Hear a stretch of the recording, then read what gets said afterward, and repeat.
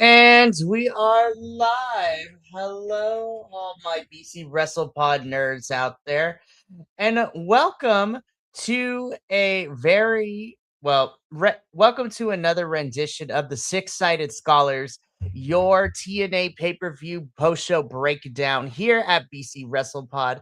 Of course, my name is Mikey. I am the leader, El Jefe of BC WrestlePod. I run the ones and twos, and I corral a whole group of individuals to talk about professional wrestling. And as you can see, it's just me tonight, but we're still going to go in strong with all of this as I will be breaking down TNA's No Surrender.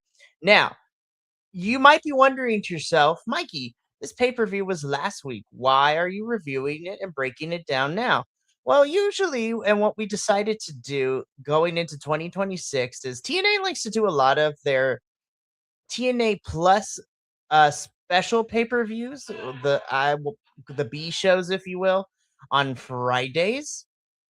So, and that's normally when we break it down the regular TNA episode each week.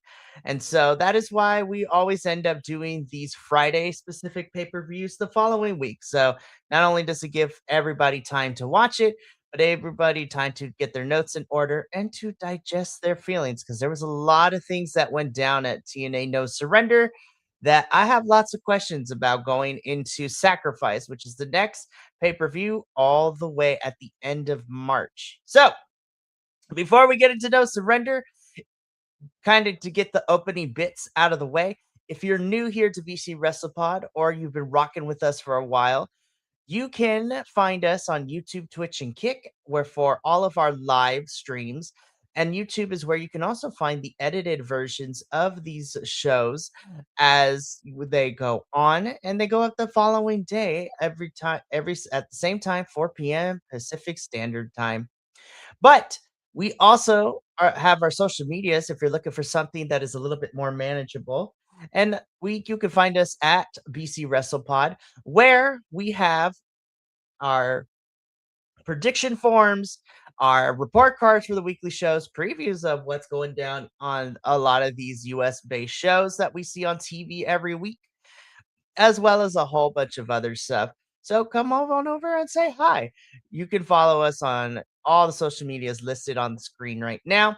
And we also have some merchandise at our shop, BC WrestlePod shop.fourthwall.com.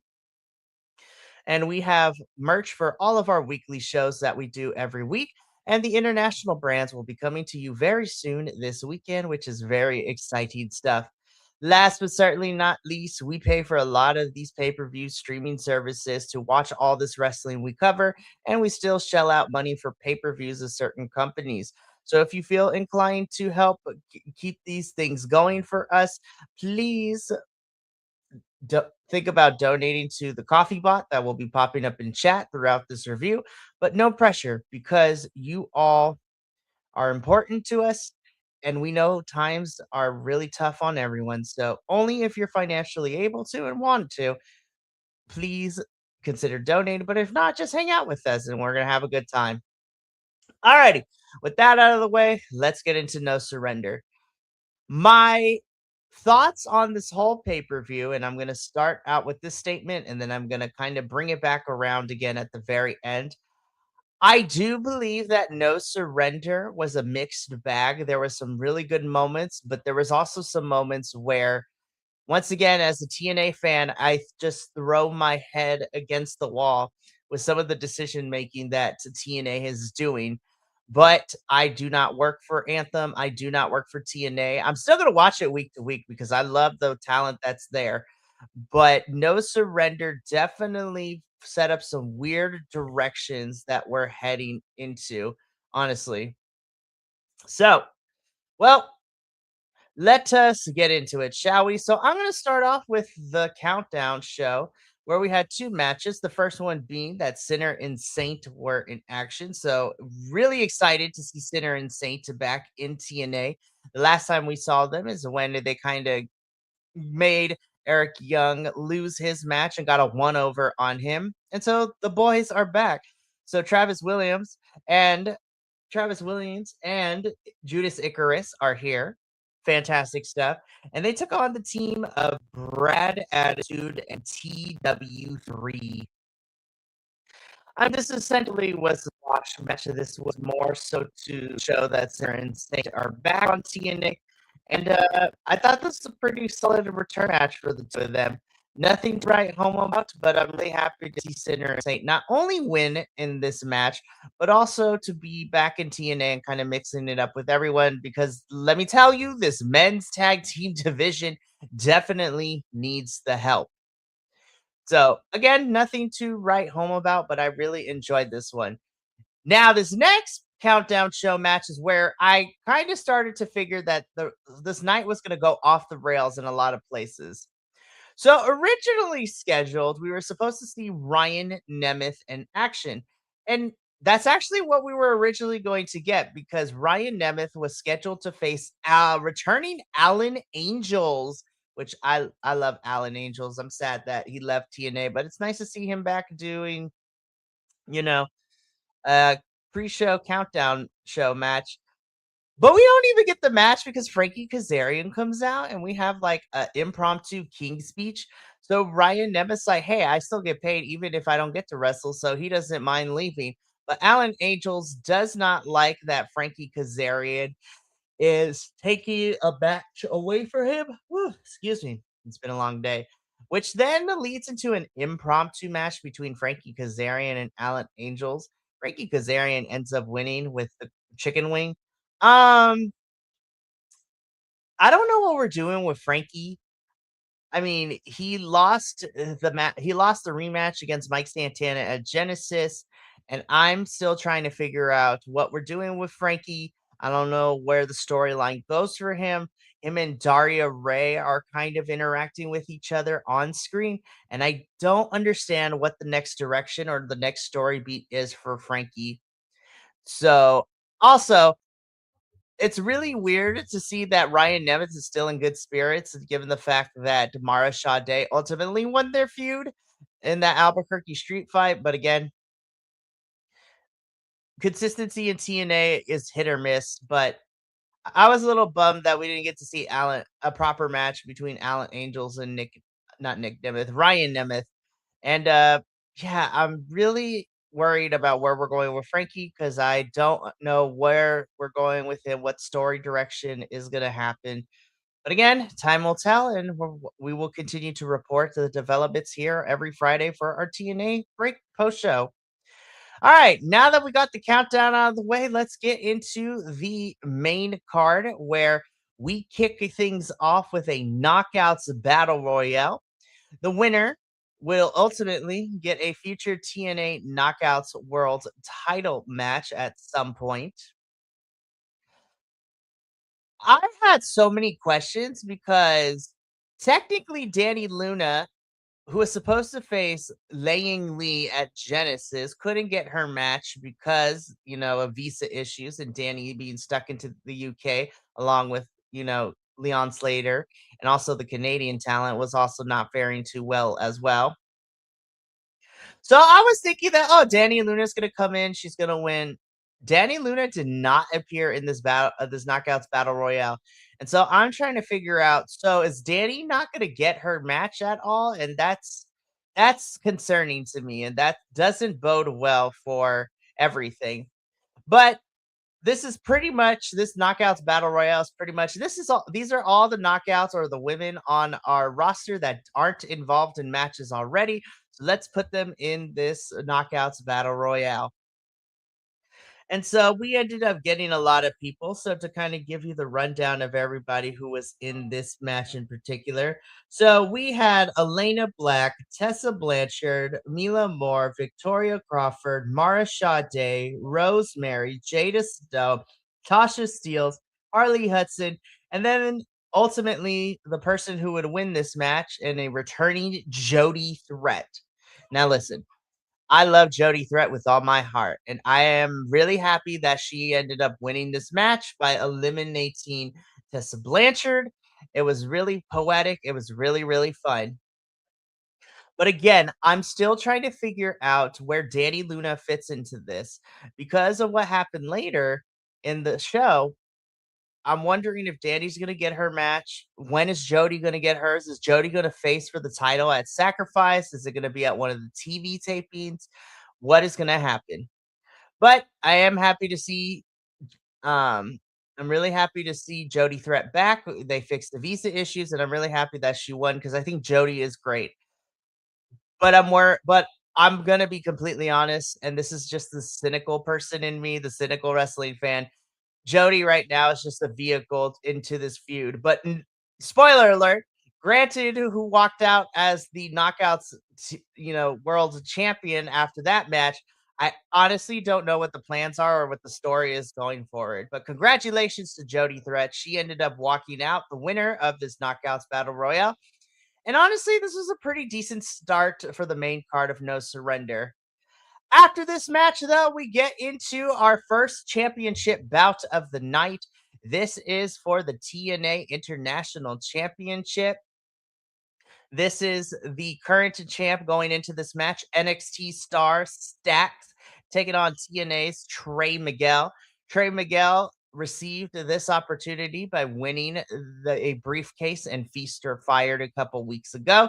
And inside his briefcase, it had a international championship match. Now, I had said this with Radio Free Will last Friday when we did our predictions for No Surrender. Given the fact that both Stacks and Ariana Grace, both from NXT, were in championship matches on this card, I knew that some shenanigans were about to go down because I had said and I had predicted that it's going to depend. Whoever if Stacks wins, then Ariana's losing. If Stacks loses, then Ariana unfortunately is going to win her match. And that was and I hated either option because I'll get into it a little bit more when we talk about the knockouts title, but I don't understand what having NXT stars hold these TNA championships does for TNA. It's kind of ridiculous, but that's neither here nor there. Now, as far as the match itself goes, I was there was some weird there was some weird celebrity placement, if you want to call it celebrity. Like we had Teddy Swims, singer Teddy Swims accompany Trey Miguel down to the ring. I think Teddy is from Tennessee, which is cool and everything. I do like Teddy. I do think that his music is not for everyone. I do appreciate some of his songs, but he's not really an artist that I listen to on a lot. But I don't think he's inherently bad. But besides that, there was some really weird celebrity stuff. Now, as far as the match itself goes, I thought this was solid. Definitely Trey carrying Stacks through this just a tiny bit. And I thought this is a really decent match.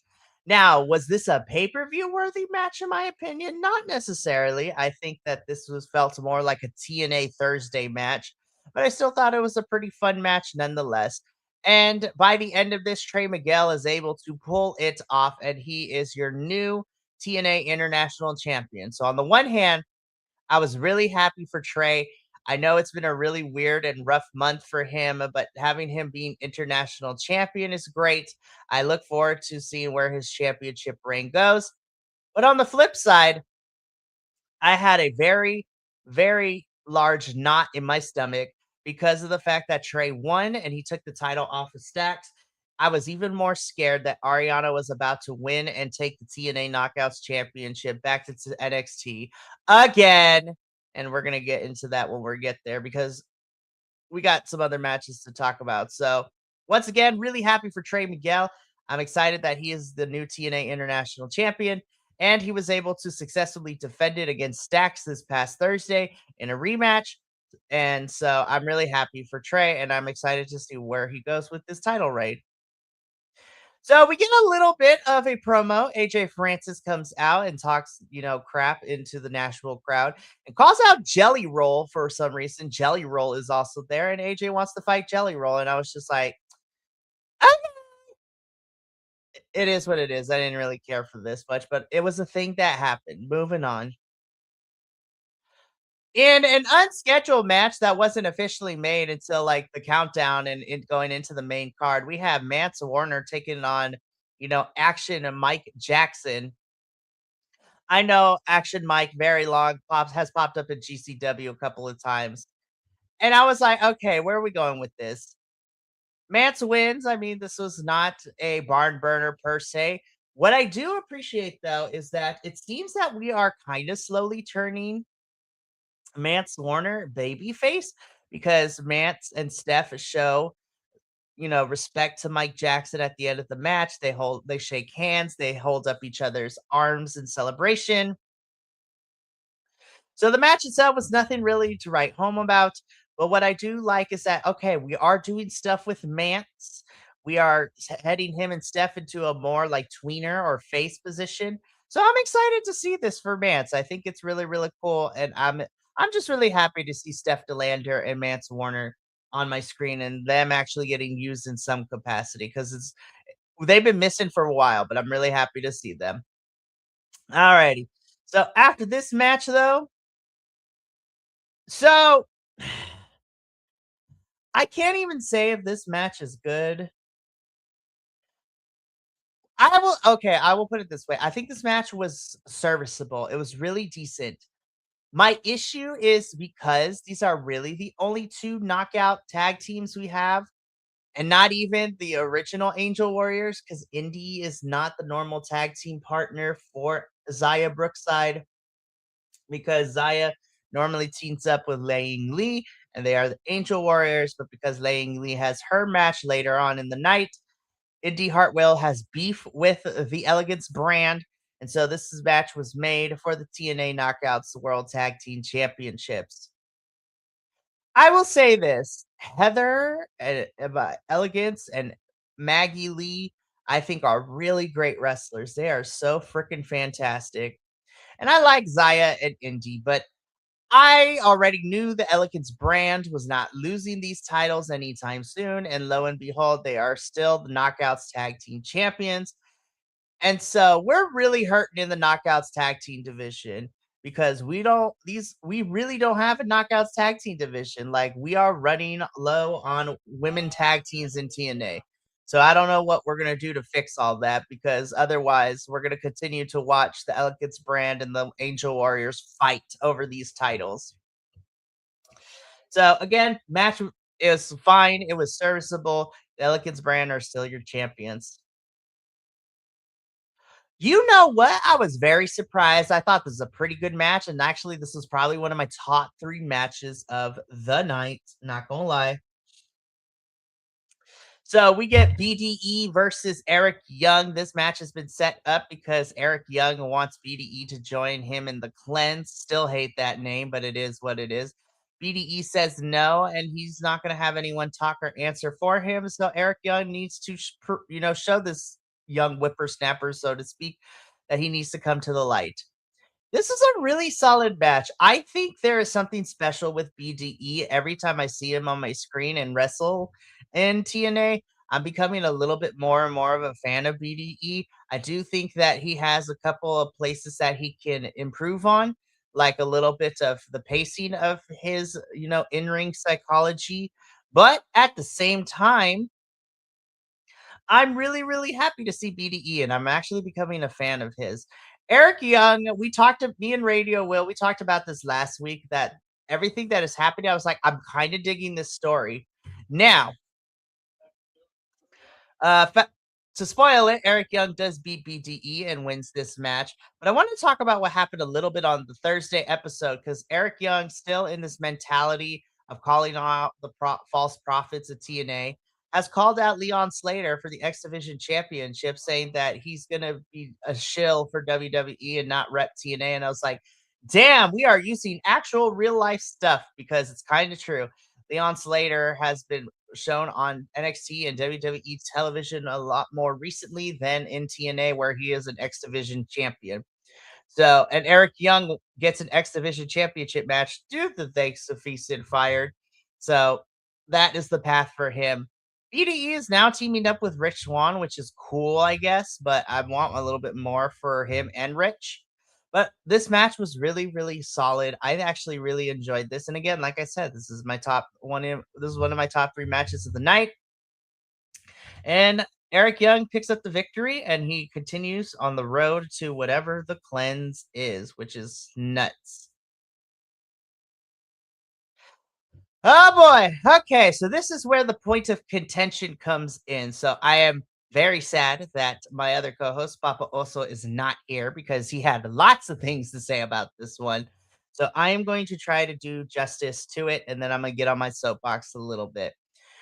We have a TNA Knockouts World Championship match in which we have the champion Lei Lee taking on NXT star Ariana Grace.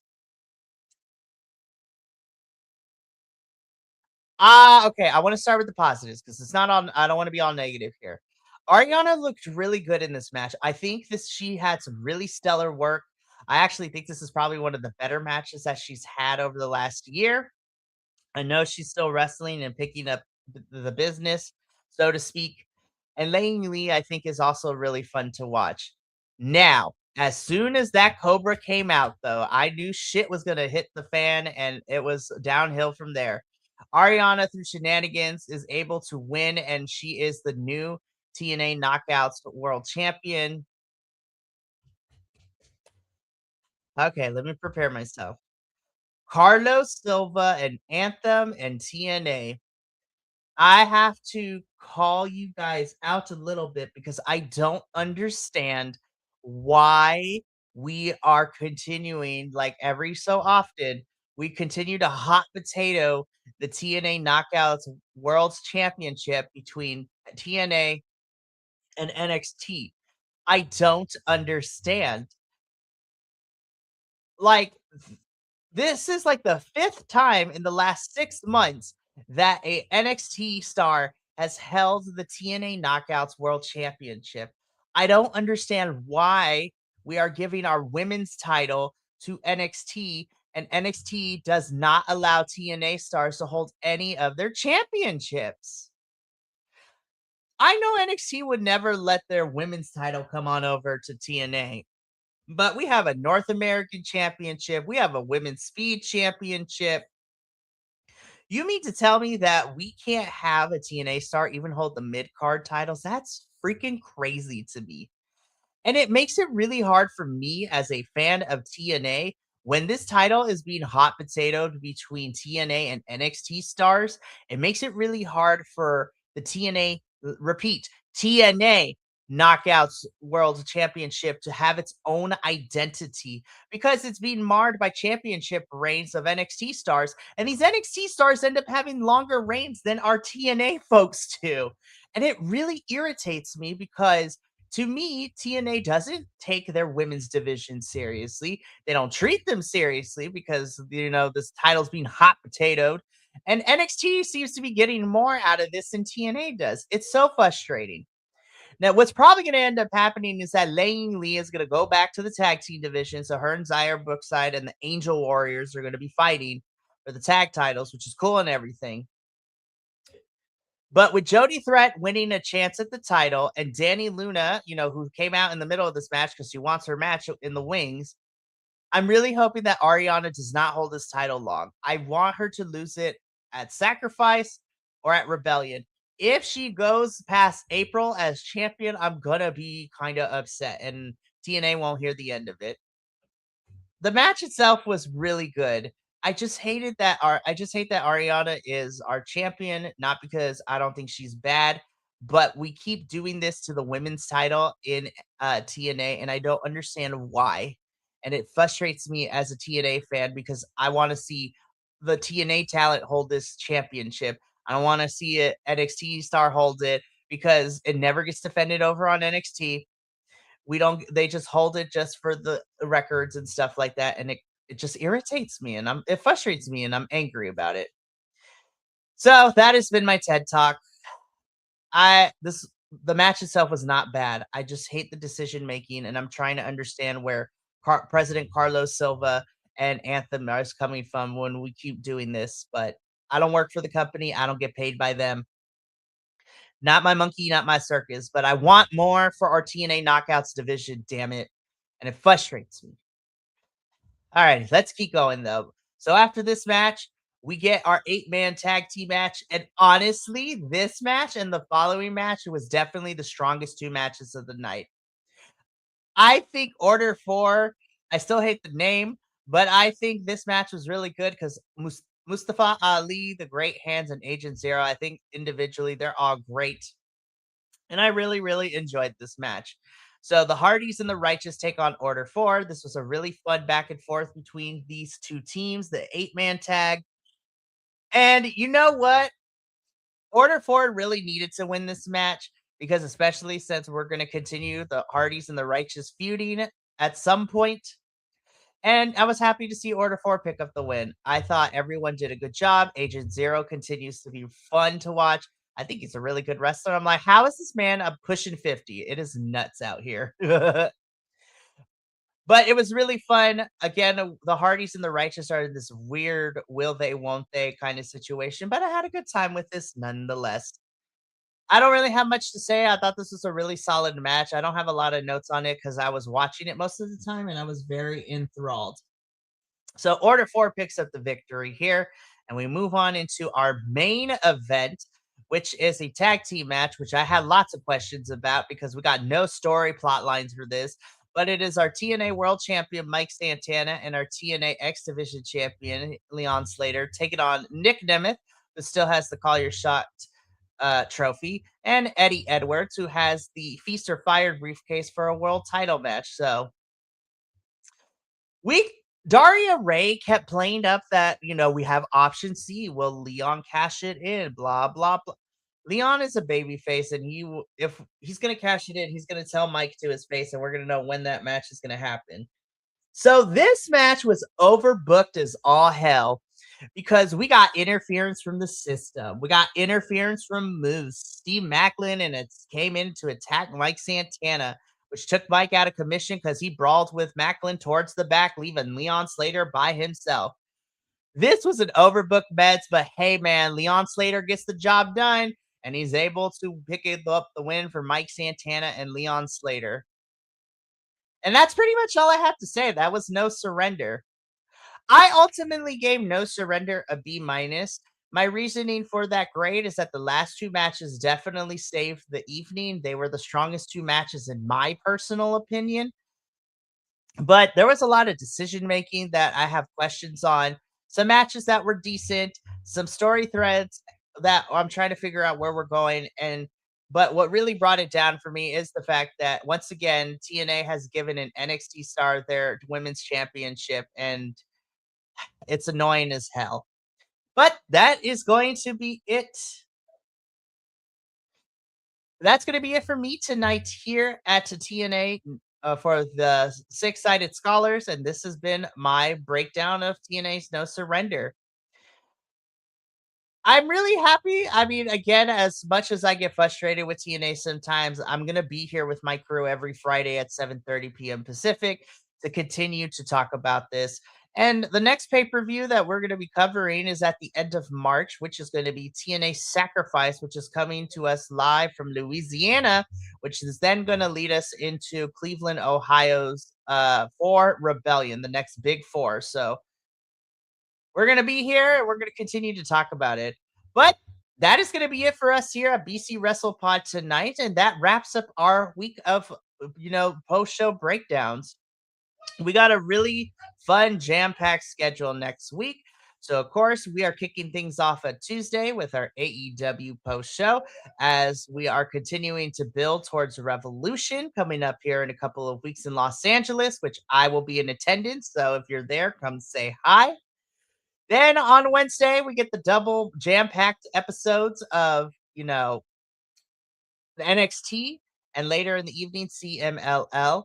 Thursday, the Progress Wrestling crew will be back to review For the Love of Progress 4, in which we have new number one contenders for the tag team champions, and we know which woman is now advancing to the next round of the Super Strong Style 16 tournament, which is super exciting stuff. Then on Friday, we have the TNA post-show breakdown where we will be reviewing the February 26th edition of TNA. And then we wrap up the week as I am super excited to announce this. But the next Saturday, February 28th at 4 p.m. Pacific, BC WrestlePod will be doing a live watch along for WWE's Elimination Chamber. But on top of that, is going to be a crossover with our friends Sean and Matt at If We Had the Pencil podcast, as well as our good friend Nick from the Nick Happy Hour Wrestling podcast. So come on Saturday to join us. It's going to be a really fun time. But this has been Mikey El Jefe of BC WrestlePod. And from all of us here at BC WrestlePod to you at home, remember, take care of yourself, love one another, stay iconic, and more importantly than anything, you always deserve to finish your story. We'll catch you next week on Tuesday, starting with our AEW post show.